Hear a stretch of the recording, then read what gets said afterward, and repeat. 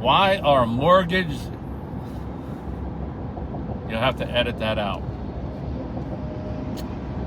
Why is a mortgage dangerous? We live in a world that says that there's good debt and there's bad debt. And, one of the things that is considered to be good debt is a mortgage on a home. And, I'll tell you, there's a lot of good that has come out of it, but that doesn't mean it's a good thing. I want to share with you what a mortgage really says in plain English. And, as I share this with you, I want you to know that I'll share this sometimes in a group of people, and it will make some people angry. And so I just want you to know, particularly if you're a mortgage lender or a banker or something, this just might not set well with you. And some people just have deep-seated and rooted beliefs. So I'm just going to encourage you, be open-minded as I share this. But when you want to buy a house and you don't have the cash to purchase it, really you can't afford that house. What you need to do is get the assistance of somebody who has the money, who's willing to put it up, and then you could buy that house with payments. And so the story sort of goes like this. You find the house you want to buy.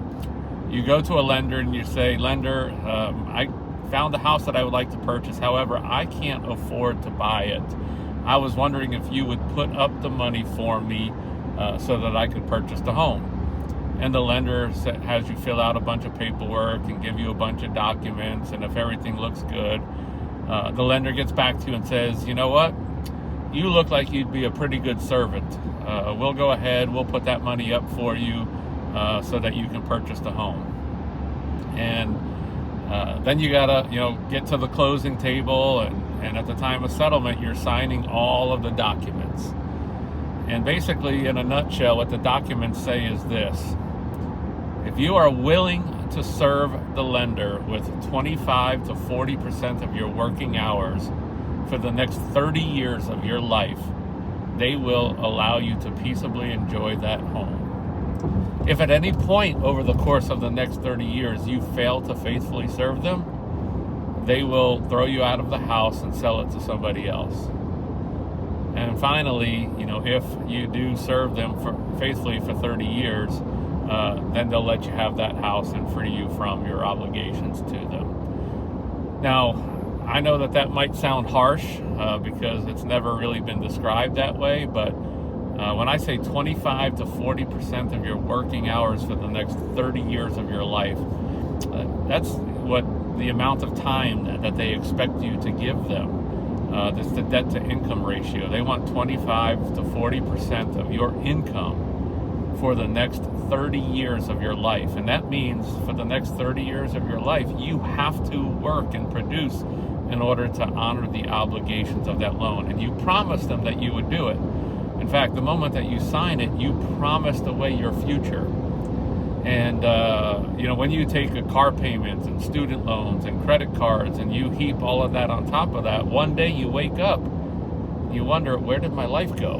And, you're waking up on a Monday morning, not necessarily because you're going to go out and do what you love to do, but you're going to do something in order to make money because you promised a bunch of other people you would.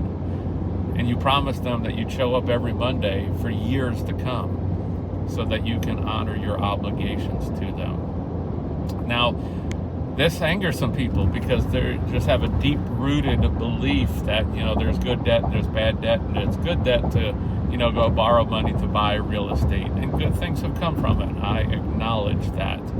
But I've had people stand up in a room when I have shared that story, angry and challenging me, and say, it's stupid, to rent a house when you can buy and build equity. And, I sit there and I listen to them, and when they're finished, I tell them this. I say, you know what, you're right. And I agree with you. If the goal of life is to accumulate as much wealth as you can possibly accumulate, to build your net worth, then you're 100% right. That is the way to go. But if the goal in life is to be free, to be able to experience life and come and go and do the things that you want to do, then just maybe there's another way. And so it all depends upon what we're striving for. And if the goal is to accumulate the most wealth, then maybe taking a chance on debt is the way to go. It doesn't always work out, and sometimes it's what brings people down. But it could be possibly the way to go, and hope for the best that it works out and everything works as it's supposed to for the next 30 years. Anyway, share your thoughts with me. What do you think? Does this challenge you at all, or does it resonate? Let me know what you think. Have a blessed day.